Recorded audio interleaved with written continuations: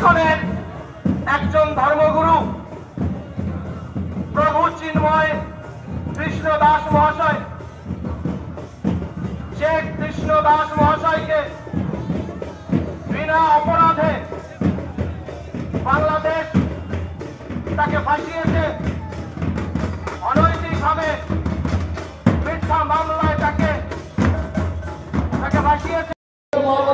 আজকে আমাদের সহযাত্রী, আমাদের ভাই, আমাদের বোন আজকে তারা নির্যাতিত হচ্ছে, তারা আপনার সহযোগিতা চায়, তারা আপনাদের সমাজে আজকে সংখ্যা বাড়াতে হবে। মা বোনেদেরকে বলছি, আপনার সংখ্যা বাড়ান। পশ্চিম বাংলায় কিন্তু পরিস্থিতি ভয়ঙ্কর। এখানে প্রথম বিধানসভায় আজকে পশ্চিম বাংলায় মুসলিম পার্সেন্ট ছিল মাত্র 19%।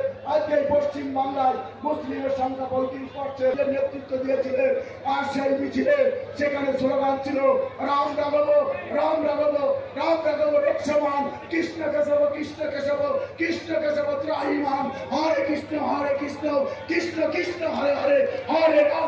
লিলি মজুমদার, সকলকে জানাই আমার প্রণাম, শ্রদ্ধা, ভালোবাসা এবং মিডিয়ায় যারা রয়েছেন সমস্ত বিধায়কদেরকে জানাই আমার প্রণাম, সশ্রদ্ধ সম্মান এবং আজ এই মঞ্চের সামনে